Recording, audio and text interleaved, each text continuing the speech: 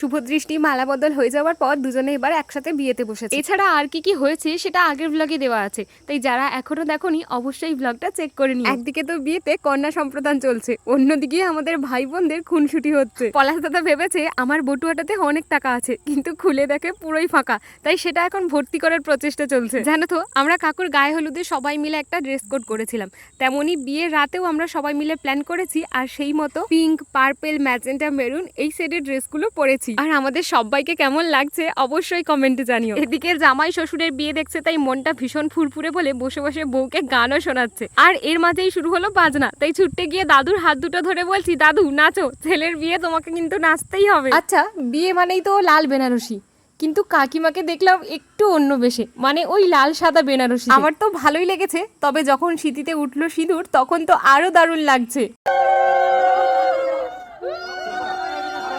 বিয়ে শেষ হতে না হতেই রিলেটিভসরা বাড়ি চলে গেছে, আমরা হাতে গোনা কয়েকজন বাড়ির লোকেরাই থেকে গেছি। আর তার মধ্যে থেকেই মিষ্টু আর লাড্ডুকে নিয়ে ছোট বাচ্চা হিসাবে ওদেরকে মিষ্টি খাওয়ানো হলো। এবার চলছে 7 পাকে ঘোরা, আর এই 7 পাকে ঘোরার মাধ্যমেই কাকুদের শুভ বিবাহ সম্পন্ন হলো। জানো তো, আমাদের সবাইয়ের একটা জিনিস নিয়ে খুব আফসোস হচ্ছে, যদিও বা বাজনাটা শুরু হলো, কেন জানি না সেটা হঠাৎ করেই থামিয়ে দেওয়া হলো।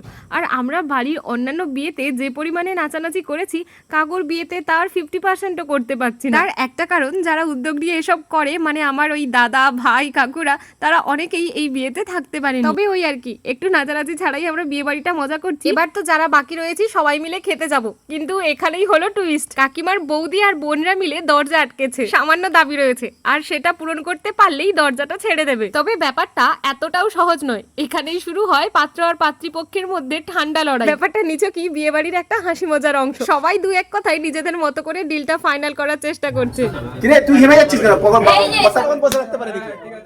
দু এক কথায় কথায় জলটা অনেক দূর গড়িয়ে যাওয়ার আগেই বড়রা ব্যাপারটাকে একটু মিটমাট করেছে, আর তারপরেই আমরা চলে এলাম খেতে বসে শালপাতার থালাটা দেখে আমার তো ভীষণ ভালো লাগছে, কারণ আজকালকার দিনে এটা আর দেখাই যায় না। যাই হোক, শেষ পর্যন্ত বেশি কেউ না থাকায় আমরা এই কয়েকজন মিলেই খেতে বসেছি। প্রথমেই রয়েছে ফিশ কাটলেট, তারপর বাটার নান, চানা পনির, আর এই বাটার নানটা ভীষণই সফট হয়েছে। আর এটা হচ্ছে প্রথম এমন বিয়ে বাড়ি যেখানে গিয়ে মেনুতে থাকা প্রত্যেকটা আইটেমই আমি খাচ্ছি, তার কারণ প্রত্যেকটা রান্নাই ভীষণ টেস্টি হয়েছে, তাই আমরা প্রত্যেকে খুব তৃপ্তি করেই খেয়েছি। আর আমি তো মাটনটা খাই না, তাই ওটা নেইনি, সেটার বদলে চিকেন খেয়েছি। এদিকে চাটনিটাও কাকিমার কতটা ভালো লেগেছে সেটা রিয়েকশনেই বুঝতে পারছো। যাই হোক, এই যে কাকুর বিয়ে নিয়ে এতদিনের প্ল্যানিং, মানে কি পরবো, সবাই কিরকম ভাবে সাজবো, দেখতে দেখতে সেই দিনটাও এলো। আর সারাটা দিন ধরে আমরা সবাই মিলে খুব মজা করলাম।